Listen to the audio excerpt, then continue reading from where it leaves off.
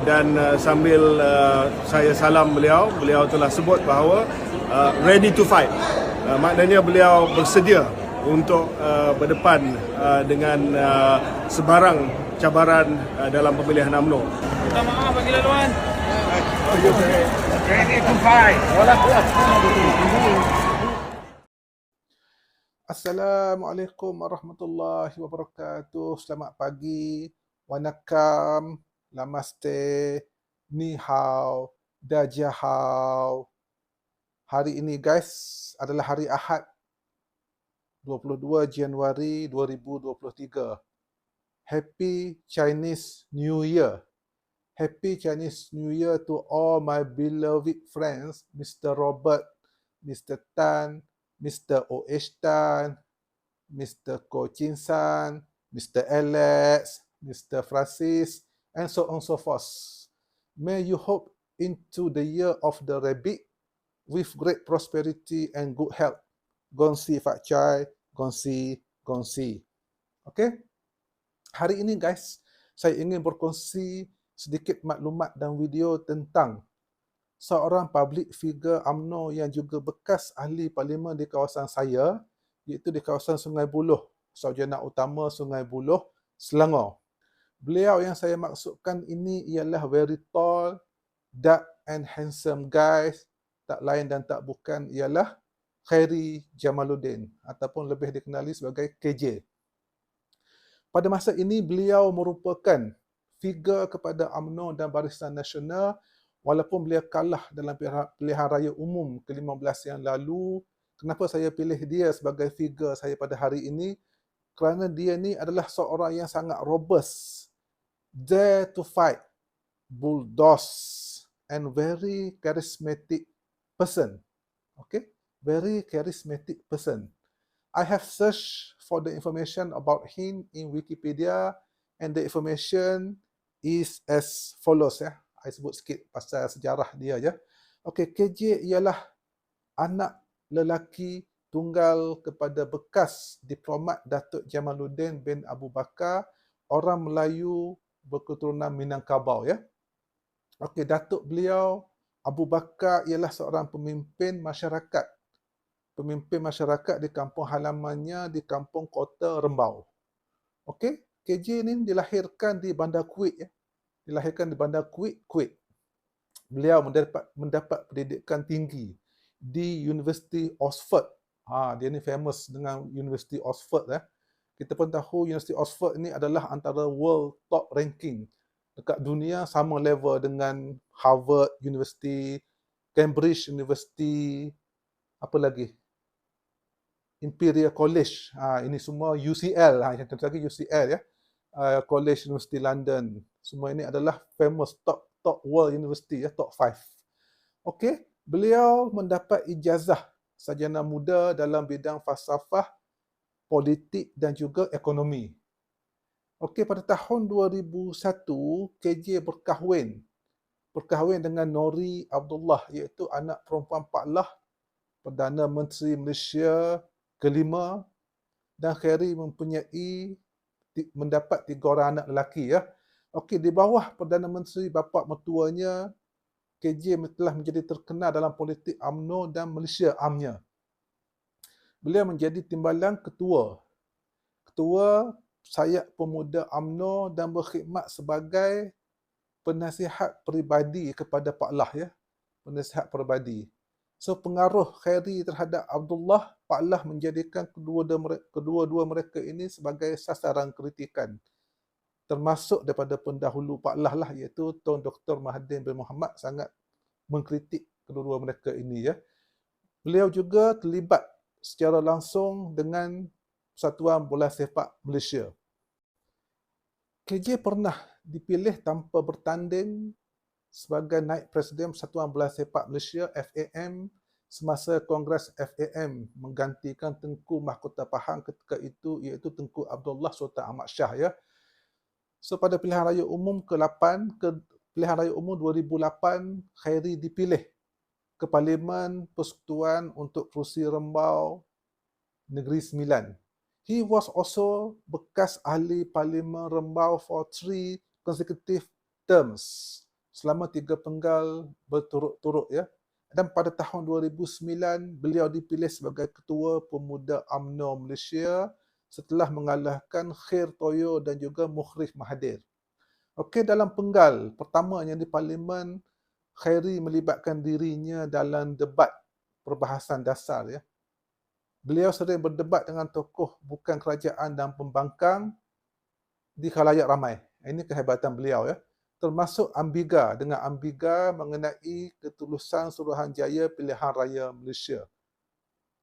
Okey, SPR dan pemimpin kanan Parti Keadilan Rakyat serta sekutu rapat Anwar Ibrahim iaitu dengan Rafizi Ramli. Beliau pernah berdebat juga dengan Rafizi Ramli mengenai pinjaman pendidikan tinggi ya, pinjaman pendidikan tinggi nasional. Okey, selepas mengekalkan kursi parlimennya di Rembau, pada tahun 2013, Perdana Menteri masa itu, Datuk Seri Najib Tun Razak, telah mengangkat beliau ke Kabinet sebagai Menteri Belia dan Sukan, ya, KBS. Beliau dipilih semula untuk jawatan Ketua Pemuda UMNO pada masa itu, ya. Dan sedikit kontroversi, ya, saya ambil daripada Wikipedia, Kak Khairi Jamaluddin ini dia ada 4 kontroversi beliau sepanjang beliau menjadi menteri ya. Okey, kontroversi yang pertama. Khairi didakwa menjalankan kerajaan negara melalui kawalannya terhadap budak tingkat 4. Okey, ini selalu kita dengar dulu budak tingkat 4 ya. Sekumpulan profesional muda yang mengendalikan unit pembuat dasar pejabat Perdana Menteri ketika bapa mertuanya iaitu Tun Abdullah Ahmad Badawi menjadi Perdana Menteri ya. Okey, Khairi ketika itu merupakan orang baru berkecimpung dalam politik yang tidak mempunyai pengalaman dalam kerajaan sendiri. Walaupun memegang jawatan sebagai pegawai khas dan timbalan ketua setiausaha sulit di pejabat Perdana Menteri ya, di PMO pada masa itu, Prime Minister Office.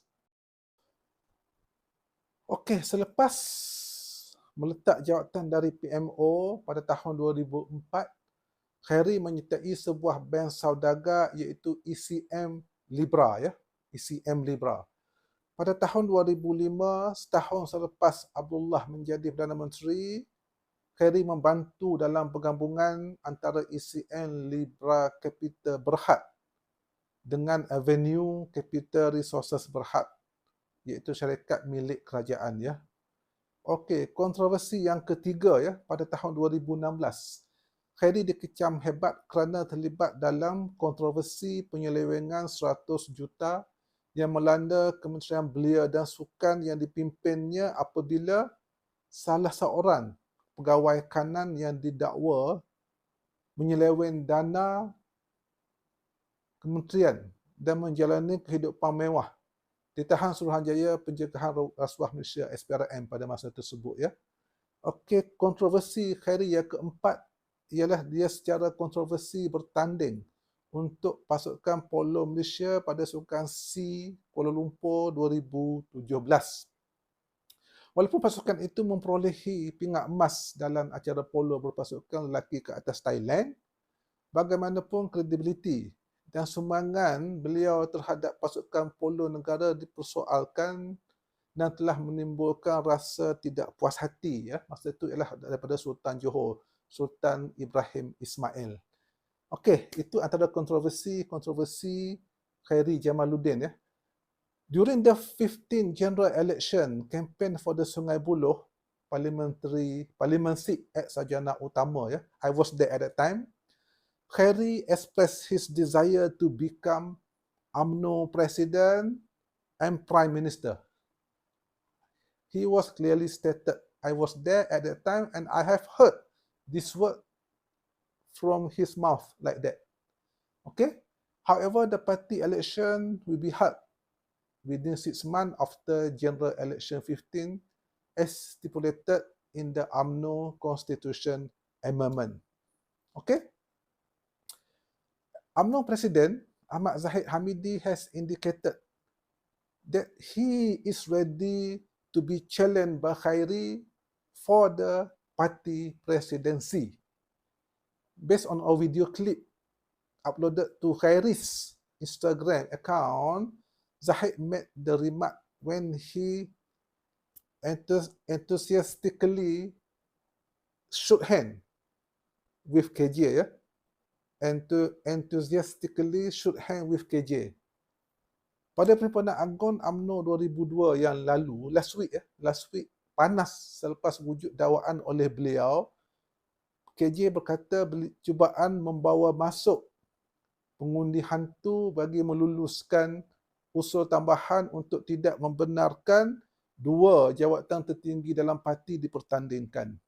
Bekas Ketua Pemuda UMNO ni, KJ dalam satu video beliau berkata beliau difahamkan tag kedudukan perwakilan yang sebelum ini diletakkan di kerusi Dewan Merdeka telah ditanggalkan, ya, telah dibuang. Di sebalik kenyataan 140 ketua bahagian UMNO yang mendesak jawatan presiden dan timbalan presiden tidak dipertandingkan dalam pemilihan parti, KJ mendakwa bahawa Presiden UMNO sendiri menyatakan beliau sedia untuk dicabar, ya. So in my experience, you are the one of the best leader and mediator I have seen. Keep up those traits and insyaAllah, KJ, you will lead us one day. You have won a great place in the rakyat's hearts. Okay? You have won a great place in the rakyat's heart. I follow you. I follow your campaign closely in Sungai Buloh before. You didn't persecute. You didn't persecute others. You focus on what you can and plan to do. You came down and mingle instead of giving speech like your others colleagues. And despite you lost, you took it well, full of humility. Don't give up.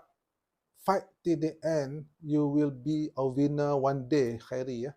May Allah Subhanahu wa Ta'ala continue to bless you with a good health, happiness, dunia akhirat. You will always have a place in most of our heart. So let's go to see his video. Let's go.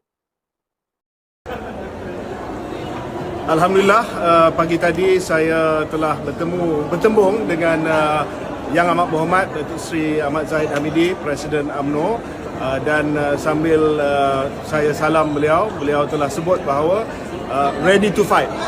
Maknanya beliau bersedia untuk berdepan dengan sebarang cabaran dalam pemilihan UMNO. Minta maaf bagi laluan. Ready to fight. Assalamualaikum warahmatullahi wabarakatuh. Saya berada di sekitar WTC, Perhimpunan Agung UMNO 2022. Ya, Perhimpunan Agung daripada tahun lepas kita adakan tahun ini sebab tidak diadakan pada tahun lepas. Seperti mana yang dijangkakan, sebuah penambahan kepada usul telah pun dibuat apabila dibentangkan semalam oleh pembahas daripada Negeri Sembilan, iaitu Syukri Samsudin. Dia sebenarnya pembahas Negeri Sembilan tetapi dia daripada Rembau. Ya, orang Rembau kenal lah Syukri Samsudin ni siapa. Saya nampak agak pelik lah yang Rembau yang bawa usul ni. Penambahan usul yang dibawa adalah supaya tidak ada pertandingan untuk jawatan Presiden dan Timbalan Presiden. Ya, pelik sebab Timbalan Presiden adalah Ketua UMNO bahagian Rembau. Ya, kalau nak bawa usul penambahan pun cover lah sikit. Ya, what happened to you, Mak Hassan? Ya, jadi usul ini sedang dibahas, tetapi mendapat tentangan yang hebat daripada beberapa pembahas daripada wilayah persekutuan, daripada negeri Johor yang masih berani untuk menghormati kehendak perwakilan supaya demokrasi dapat dijalankan seperti biasa di dalam parti UMNO kita ini. Jadi dan banyak juga perwakilan, ramai juga yang sewaktu Syukri Samsudin daripada Rembau membuat penambahan last minute kepada usul supaya number 1, number 2 tidak ada pertandingan.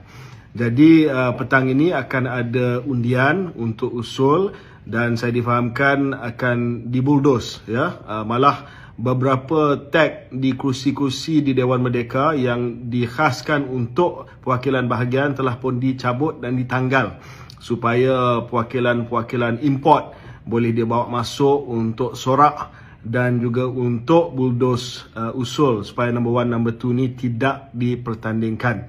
Saya merayu kepada perwakilan yang ada di dalam Dewan, kita jangan biarkan usul ini lulus, terutamanya usul no contest untuk 1 dan 2 jawatan Presiden dan Timbalan Presiden. Kita bagi perwakilan di bahagian kebebasan untuk memilih pucuk pimpinan parti yang akan datang, ya. Dan saya janji bahawa pemilihan tidak akan membawa kepada perpecahan. Siapa yang menang dapat mandat daripada parti. Siapa yang menang kita sokong dan kita ketepikan segala perbezaan selepas selesai pemilihan nanti. Itu budaya kita dalam UMNO, ya. Pemilihan memang biasa dan pertandingan memang biasa.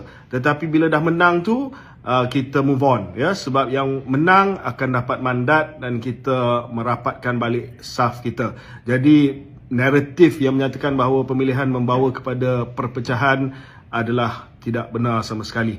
Kita dah tinggal 26 kerusi Parlimen UMNO. Ini adalah prestasi yang terburuk dalam sejarah parti kita.